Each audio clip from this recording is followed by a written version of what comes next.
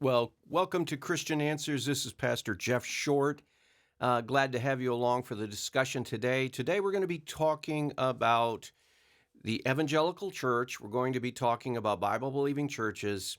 And we're going to be talking about the question, is it legitimate for a pastor to take a neutral or hands-off position in respect to political parties today, political candidates today, government platforms, Democrat, Republican? Is it legitimate for a Bible-believing evangelical Christian pastor who is supposed to be discipling the people, supposed to be teaching Christian morality, supposed to be teaching Christian truth?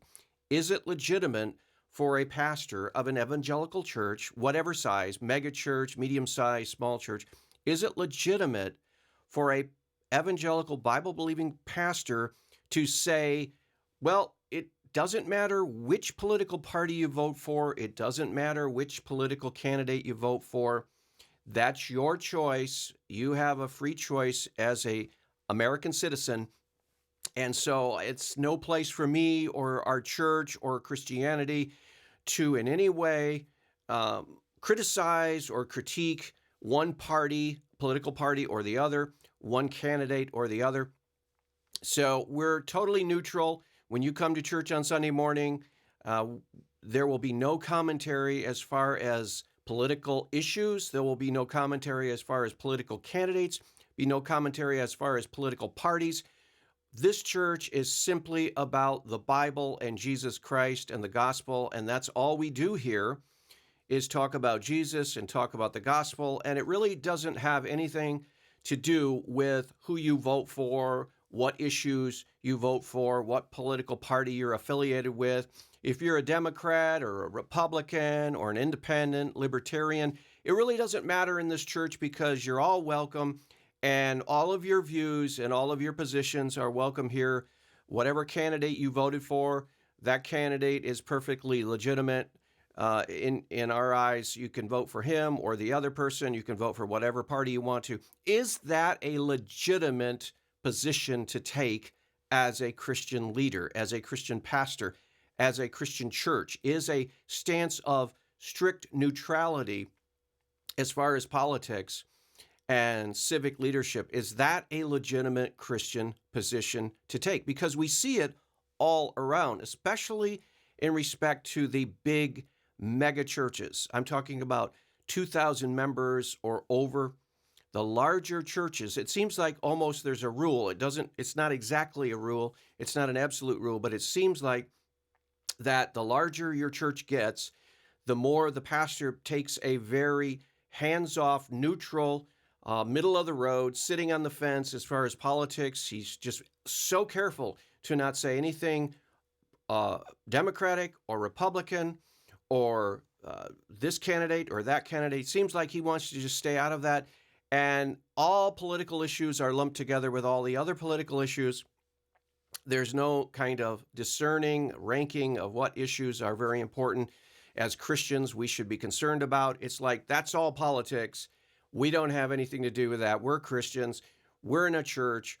All we do is open up the Bible and we explain the passage in the Bible, and then we go home and we praise the Lord, maybe song and music. And we're about all kinds of different other things. We don't have anything to do with that. Is that a legitimate position to take? Because that is what I am hearing from almost all of the churches that I have been looking at and reviewing over this time of lockdown. If you look at, for example, if you go on YouTube and you go on any kind of internet platform, you will see most churches nowadays, because of the COVID-19 lockdowns, most churches today are broadcasting their services online. So you can listen to the praise and worship, you can listen to the sermons of the pastors, and you can see what the pastors are talking about.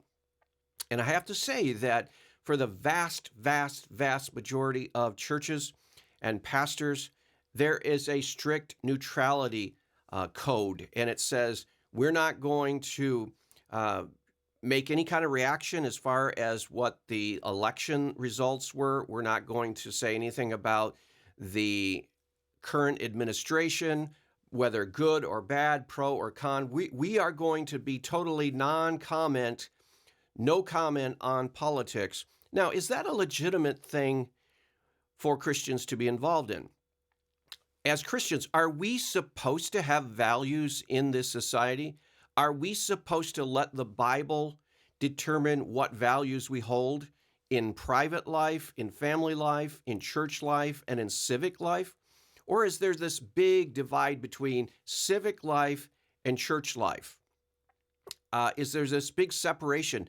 Are we supposed to compartmentalize our faith and keep it in the four walls of the church on Sunday and maybe at home within the four walls of our home?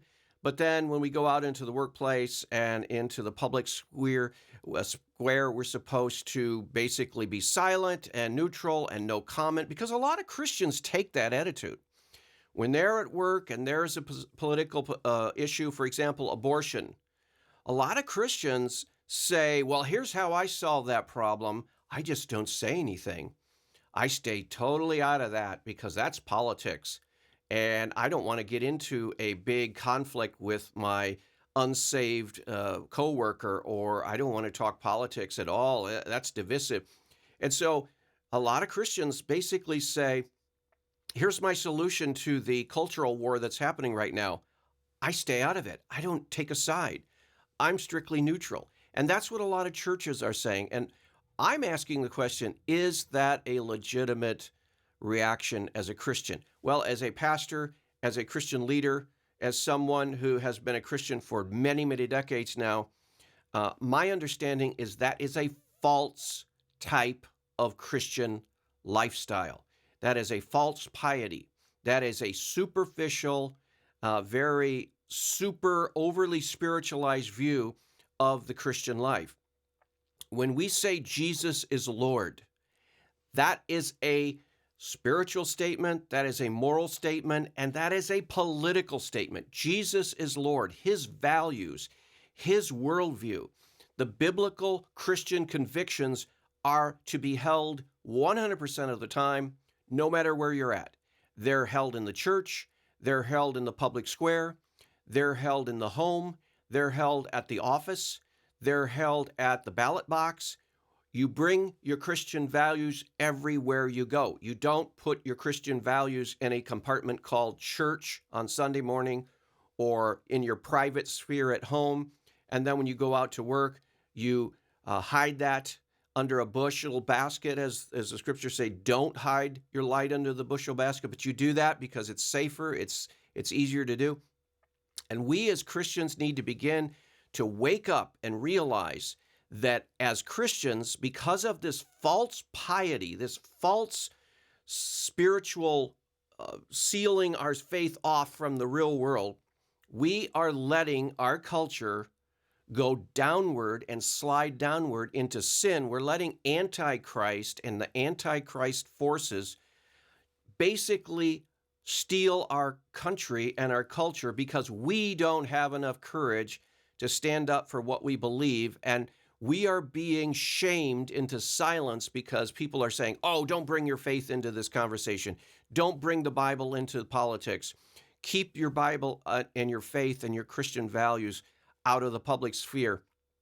And we are submitting to that lie. And so we need to move away from that. We need to be not afraid to make Christian values present in every aspect of life and not afraid to say it, and judge all politics and leadership at the civic level and all political platforms and parties based on Christian biblical moral values. We need to do that and not wall off our faith as something we just do on Sunday morning, but 24/7 wherever we're at, because we're Christians. We let our light shine wherever we're at because the world needs truth, and we have the truth of Christ, and we need to share it. Well, I want to roll a clip here from Pastor John MacArthur, not John MacArthur, but John Piper, excuse me. A lot of pastors named John in the evangelical world right now, and it's kind of confusing, but Pastor John Piper, who is the pastor of Bethlehem Baptist Church in Minnesota, Minneapolis, Minnesota. And a large church, very influential, not only pastor, but theologian. He's a writer. He's on the internet. He's done many, many teaching videos, instructions. He seems to like to put his views out in print and audio and video. He wants to be a big, major influence, and he is a major influence in the evangelical community. But in this instance, John Piper is perpetrating and perpetuating a false piety that is leading to this idea of you need to be neutral and hands-off, and you can't criticize any view that is political, that's outside of the church, and you just have to take the strict political idea. And I totally want to refute that idea. And so what we're going to do here is we are going to hear Dr. John Piper talk about how at his church during the presidency of Barack Obama, and so much damage and so much spiritual and moral damage was done during the presidency of Barack Obama in those 8 years he was president. If you remember, gay marriage was made illegal. That is the abomination of two men or two women profaning marriage by calling what their contract or their agreement to live together, calling that a marriage. And the Supreme Court of the United States, the highest authority in the United States, said that that is a constitutionally protected right. Such a terrible, terrible decision. And Barack Obama was president during that time. Joe Biden, the now current president, was vice president at that time, and we're both pushing for this gay marriage decision. And that's just one area that Barack Obama totally brought our culture to a new level of immorality. He also was a hard advocate for abortion at any point in the woman's 9 months, even up to the point of birth. You could kill that baby in the womb. He pushed that heavily as you can. And so with all the evils of the Democrat Obama and Joe Biden administration a few years back, let's listen to John Piper, influencer in the evangelical world. Let's talk about how he views voting for someone like a Barack Obama. And let's just see what his perspective on that. So let's bring him up and roll this clip here, and then I'll comment. John, could a pastor at Bethlehem have voted for Obama? Yes. I suspect one did. I mean, maybe more than one. I didn't, mainly because of the abortion issue. But yes, and the reason, I assume the question does relate to abortion and maybe fiscal policies. I don't know. But I would say that as you weigh out the effects of a man's whole being on a culture, his views, his personality, his family, his ethnicity, his philosophy, if you take that whole package, I would be hard-pressed to say that it is impossible for a solid, reformed, Bible-saturated Christian to make the judgment. Okay, so we just heard Pastor John Piper, a major influencer in the evangelical world. We just heard him say that he would not have a problem with a solid Bible-believing evangelical Christian, not just Christian, but even a staff pastor on his church. He said that he would not have a problem with someone voting for a Democrat, pro-abortion, pro-gay marriage, Barack Obama. And he even added probably some of his staff pastors did vote for Obama. But that's no big deal for him. This is very disturbing. This is very, very disturbing because what we're seeing here is this neutrality idea that the politicians are all of one type. They're all liars. They're all power hungry. They all just want the will to power. You can't trust them. And anyway, we're Christians. We don't have anything to do with that. We need to look to Jesus and the Bible and not worry about all that thing. There's nothing we can do anyway. So that's fine, perfectly fine. You want to vote for Obama, or you want to vote for Joe Biden for president. You want to vote for gay marriage. Are you supporting of abortion? Pro-abortion person.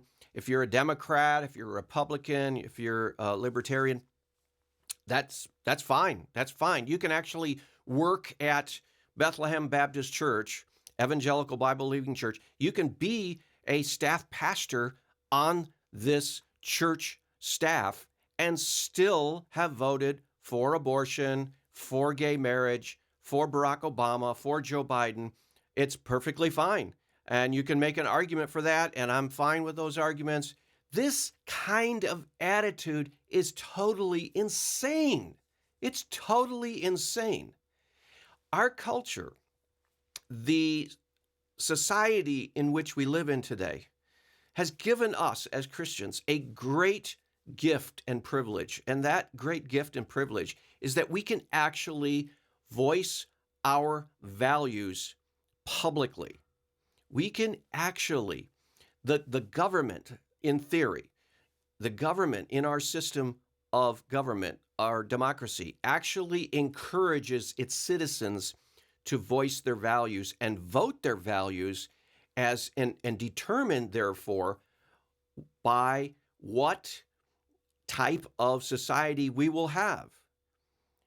And so as Christians, this is fantastic because then we can read our Bibles and we can live out our Christian life, and we can then go to the ballot box and we can vote our biblical Christian values and vote for Christian candidates, or vote for even secular candidates that at least promote our values. And by doing so, we can have a semi-decent society. Of course, we have to live in our society, in our country, in our nation with non-Christians. We can't, we're not the only ones that inhabit these borders from California all the way over to the East Coast. We're not the only ones living here, but we can influence the type of society. We can influence, for example, if we as Christians realize that God created them male and female, two categories, male and female, and this is taught in Genesis, it's taught in the New Testament, where Jesus reaffirms Genesis teaching, quotes exactly the verse in Genesis when Jesus says, have you not heard that he made them from the beginning, male and female, and so forth. So we have biblical teaching that there are two categories, male and female. And so as Christians, we can go to the ballot box and vote for candidates that affirm that binary male and female. And therefore, we can stop the foolishness of, say, the transgender bathroom controversy, where you have policies now taking place where some dude, some guy, some man decides that actually inside of him is a girl trying to get out, and so he wants to identify as a woman. And so then the doors are open to all the women's bathrooms, transgender teenagers, boys that think they're women inside or girls inside. So they can therefore go to the women's girls' locker room, and they can compete against the girls in women's sports because, quote, they identify as a woman. This insanity, we as Christians, we can get rid of all of that insanity, that foolishness. We can vote our conscience, our biblical values, and we can vote that out so that we don't have to raise children in a morally degenerate and confused world. Isn't that great? But here you have a pastor, a leading influential voice in the evangelical world saying, don't use your Christian voice. Don't vote your Christian values. That's the best interpretation I can put on what John Piper said. The worst is that the Bible and Christianity don't actually have anything to say about the gender controversy in our society, which is totally crazy. Of course, the Bible has something to say about that. And of course, Christians, if they're given the right to voice their values, they should vote for only candidates who support the Christian biblical view on genders. Why would a Christian who values the gender binary, male and female, why would a Christian ever want to vote and support a candidate that wants to confuse the genders, that wants to say, no, there's not just two sexes, there's not just two genders, there is a whole spectrum. Why would a Christian ever want to promote anyone like that? And yet, according to John Piper, this influential voice in evangelicalism, that's fine. You could hold to that, or you could be a Democrat and promote Obama and Joe Biden all day long. That's perfectly fine. And in fact, we need to allow that to happen, according to John Piper. Well, let's look at what John Piper said again, and let's review that and really try to understand what is this man saying. And so let's look at that once again. Could a pastor at Bethlehem have voted for Obama? Yes. I suspect one did. I mean, maybe more than one. I didn't, mainly because of the abortion issue. But yes, and the reason, I assume the question does relate to abortion and maybe fiscal policies. I don't know. But I would say that as you weigh out the effects of a man's whole being on a culture, Okay, let's stop right there and try to figure out what in the world he's talking about. This is insanity. This is incoherent, gobbledygook, gibberish coming from the mouth of a pretty influential and leading pastor in evangelicalism. If he can take such a loose, flippant, casual attitude about empowering abortion candidates, powering gender-confused candidates, empowering immoral, evil, degenerate policies in candidates, if he could be so casual about that, can you imagine? Here is a man who we presume, and he says here that he could never vote for an Obama because of the abortion issue. Right on, exactly. That's the consistent Christian biblical viewpoint. But yet what is inconsistent is he goes on to say, but others here at the church, maybe they could, and maybe some of our staff pastors could, and probably did.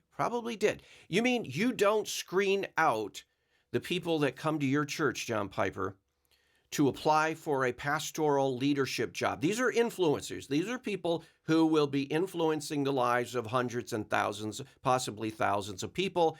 And because his church is an influential church, you might even be influencing tens of thousands or even hundreds of thousands of people around the world by virtue of being connected with John Piper. And he would not even screen a staff pastor from not working at the church because of their political Democratic alignment or political Obama alignment or political Biden alignment. That wouldn't be a red flag. It should be a red flag, because we're talking about a worldview. We're talking about a way of viewing reality. And if you're a Bible-believing Christian, you are not in the habit of empowering immoral people, empowering gender confusion, empowering the killing of unborn babies. So this totally irresponsible response to whether he has staff pastors and whether it's legitimate for a Bible-believing Christian to vote for a pro-abortion, pro-gay marriage, pro-transgender candidate is the uttermost nonsense. And we have to call these people out. Now, he's a great biblical expositor, and he's done a lot of great good. In fact, I believe one of his greatest works is his work along with Wayne Grudem, who, by the way, is a lot more consistent on this issue and would never, ever say anything like what John Piper just said to us here about this loose and flippant casual attitude about hiring pro-abortion, pro-transgender, pro-gay marriage pastors by virtue of their support of Biden and Obama and the whole Democratic platform. You cannot be a consistent Christian and do that. And Wayne Grudem is a lot better and clearer and a lot more sane and wise than John Piper. In fact, on this point, John Piper is very foolish. And we can only look now at what's going to happen in the future because enough Christians actually bought into this foolishness about, well, you can be a Democrat, you can be a pro-abortion, you can be pro-gay marriage, you can be pro-transgender, you can vote for those candidates, you can support those candidates. And I can see, you can vote for Obama because he's kind of comes across real nice. And you could vote for Biden because he's kind of like a nice old guy. And maybe he would be better for better on the border policies or whatever. Totally ignoring any kind of the real meat and potato issues that we have to grapple with in our society today as far as abortion and transgender and gay marriage and some of these blatantly moral issues. And we're going to see the fruit of this kind of irresponsible thinking. And I would say to pastors, don't take this cowardly neutrality stand. Say from the pulpit on Sunday morning, you don't have to say it every Sunday, but say it occasionally. Abortion is the killing of unborn babies. It's terrible. Don't ever support a candidate who promotes it. Say from the pulpit, not every Sunday, you don't have to say it, but say it once in a while. Make sure people understand this is discipleship. This is Christian discipleship. Never support a political candidate or a political party that pushes for gay marriage. It's an abomination from God. Sodom and Gomorrah were destroyed, wiped off the map because of their sin of sodomy. And don't be shy. Don't be neutral. Don't say, well, we have people here that voted Democrat, and people voted Republican and voted for Biden, and that's perfectly fine. No, it's not perfectly fine. Because as Christians, we have an opportunity to voice our values. And if these aren't your values, you're not a Christian. You have no business calling yourself a Christian if you don't value what God values in his word. So, pastors, no neutrality. Preach the word. Stop sitting on the fence and do the right thing. And we'll see you back next week on another edition of Christian Answers. God bless.